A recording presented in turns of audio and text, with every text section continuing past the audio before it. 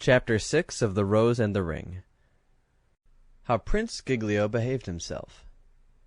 And now let us speak about Prince Giglio, the nephew of the reigning monarch of Paphlagonia.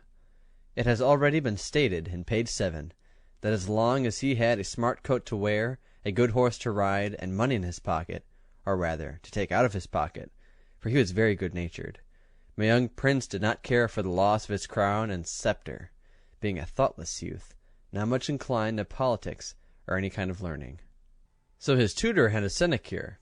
Giglio would not learn classics or mathematics, and the Lord Chancellor of Paphlagonia, Squartoso, pulled a very long face because the prince could not be got to study the Paphlagonian laws and constitution. But, on the other hand, the king's gamekeepers and huntsmen found the prince an apt pupil. The dancing master pronounced that he was a most elegant and assiduous scholar. The first lord of the billiard table gave the most flattering reports of the prince's skill. So did the groom of the tennis court. And as for the captain of the guard and fencing master, the valiant and veteran Count Kutuzov-Hedzov, he avowed that since he ran the general of Crim Tartaria, the dreadful Grumbuskin, through the body, he never had encountered so expert a swordsman as Prince Giglio. I hope you do not imagine that there was any impropriety in the prince and princess walking together in the palace garden, and because Giglio kissed Angelica's hand in a polite manner. In the first place, they are cousins. Next, the queen is walking in the garden too. You cannot see her, for she happens to be behind that tree, and her majesty always wished that Angelica and Giglio should marry. So did Giglio. So did Angelica sometimes, for she thought her cousin very handsome, brave, and good-natured. But then, you know, she was so clever, and knew so many things, and poor Giglio knew nothing, and had no conversation. When they looked at the stars, what did Giglio know of the heavenly bodies? Once, when on a sweet night, in a balcony where they were standing, Angelica said, "There is the bear." "Where?" says Giglio.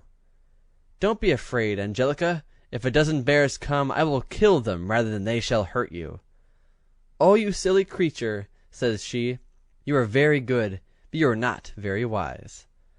When they looked at the flowers, Giglio was utterly unacquainted with botany, and had never heard of Linnaeus. When the butterflies passed, Giglio knew nothing about them, being as ignorant of entomology as I am of algebra. So you see, Angelica, though she liked Giglio pretty well, despised him on account of his ignorance. I think she probably valued her own learning rather too much, but to think too well of oneself is the fault of people of all ages and both sexes. Finally, when nobody else was there, Angelica liked her cousin well enough. King Valoroso was very delicate in health, and withal so fond of good dinners, which were prepared for him by his French cook Marmitonio, that it was supposed he could not live long. Now the idea of anything happening to the king struck the artful prime minister and the designing old lady-in-waiting with terror. For, thought Glumboso and the countess, when Prince Giglio marries his cousin and comes to the throne, what a pretty position we shall be in, whom he dislikes and who have always been unkind to him. We shall lose our places in a trice. Mrs. Gruffanuff will have to give up all the jewels, laces, snuff-boxes, rings, and watches which belong to the Queen, Giglio's mother, and Glumboso will be forced to refund 217,987,439 pounds, 13 shillings, and 6 halfpenny, money left to Prince Giglio by his poor dear father. So the lady of honor and the prime minister hated Giglio because they had done him a wrong, and these unprincipled people invented 100 cruel stories about poor Giglio, in order to influence the king, queen, and princess against him. How he was so ignorant that he could not spell the commonest of words, and actually wrote Valoroso Valoroso, and spelt Angelica with 2 L's. How he drank a great deal too much wine at dinner, and was always idling in the stables with the grooms.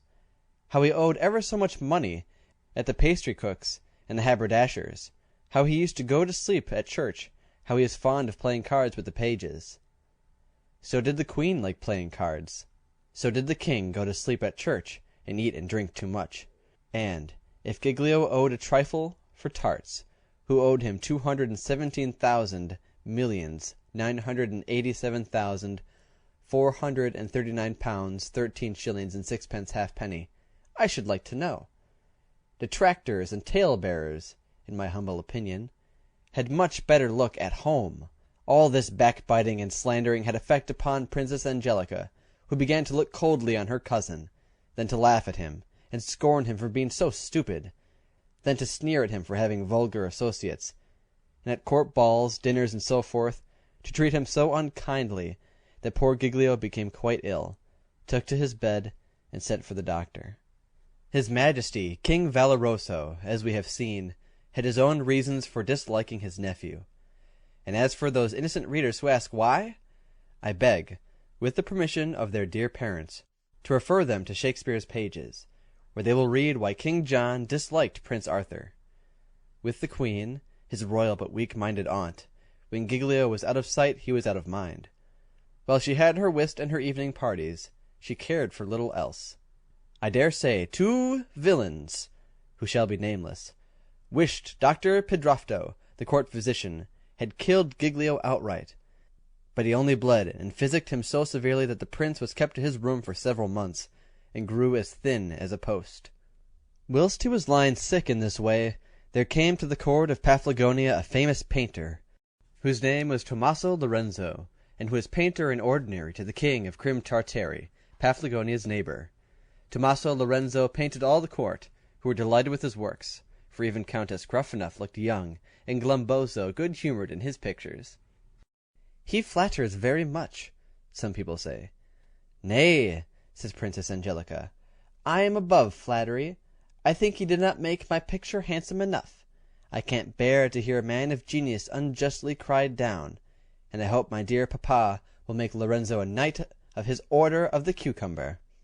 The Princess Angelica, although the courtiers vowed Her Royal Highness could draw so beautifully that the idea of her taking lessons was absurd, yet chose to have Lorenzo for a teacher, and it was wonderful, as long as she painted in his studio, what beautiful pictures she made.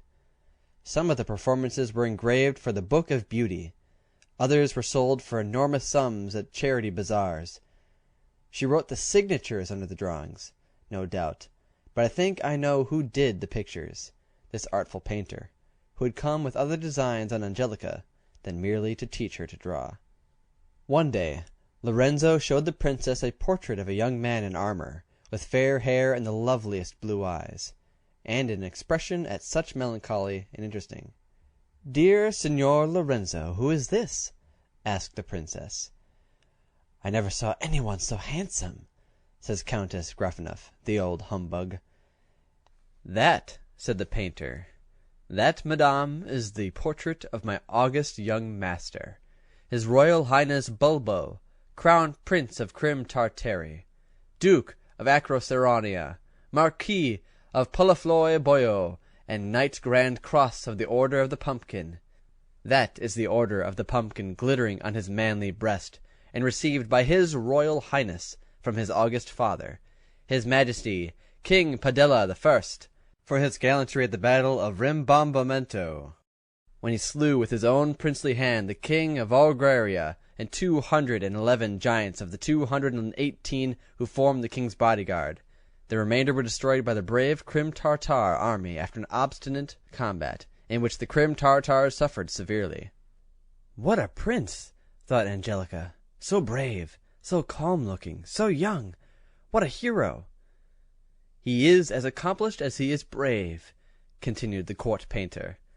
"He knows all languages perfectly, sings deliciously, plays every instrument, composes operas which have been acted 1,000 nights running at the Imperial Theatre of Crim Tartary, and danced in a ballet there before the king and queen, in which he looked so beautiful that his cousin, the lovely daughter of the king of Circassia, died for love of him."